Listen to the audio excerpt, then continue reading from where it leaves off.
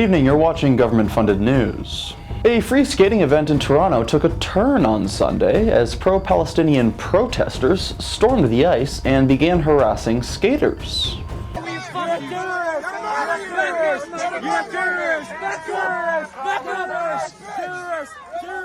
Perhaps most outrageous of all, the demonstrators were forced to shout at elderly people out for a skate without Toronto police bringing them coffee and donuts from Tim Hortons.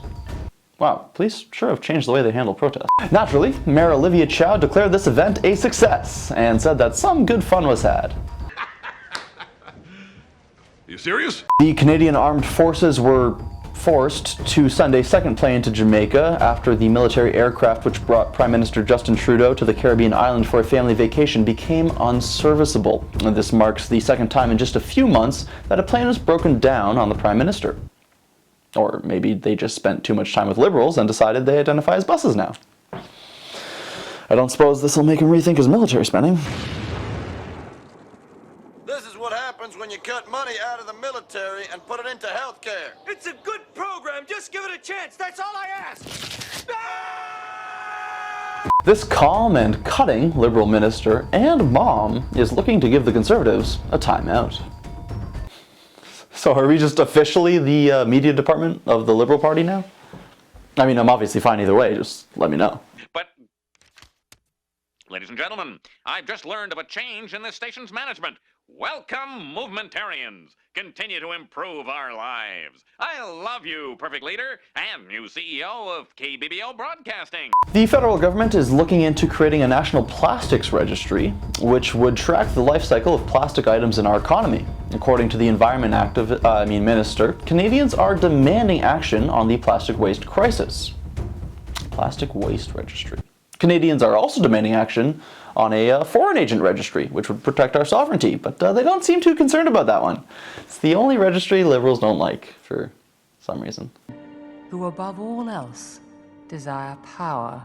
According to a senior military leader, most Canadians are naive and overly comfortable about their safety in a changing world. Well, maybe most Canadians don't have a good idea about what's going on with our defense, but I'm sure the Prime Minister's on the case. Or our allies aren't listening is our lack of investment in foreign policy and defense. Canada has continued to step up as a member of NATO, as an international partner, whether with our Indo-Pacific strategy or things like investing in vaccine facilities in South Africa, or being part of significant investments across Eastern Europe. That's not what I hear from our allies. They point to us having 3 days worth of ammunition if a war to break out, to not having tanks that function, and those that are overseas in Latvia, and the government has not made efforts to replace them.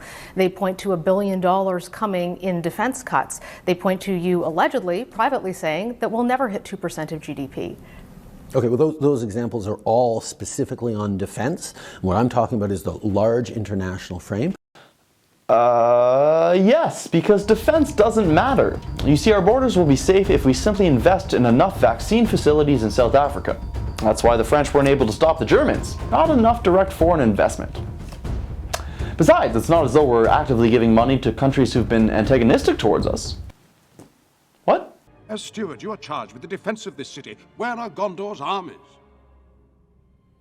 The Heritage Minister, Paxter St. Orange, has said that she'd like to see the role of the public broadcaster redefined ahead of the next federal election to hedge against the possibility of a change in government. Yes, trying to rig it so that the next democratically elected government can't accomplish one of their campaign promises.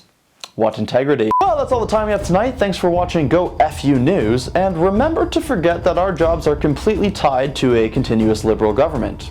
We're completely impartial. Good night.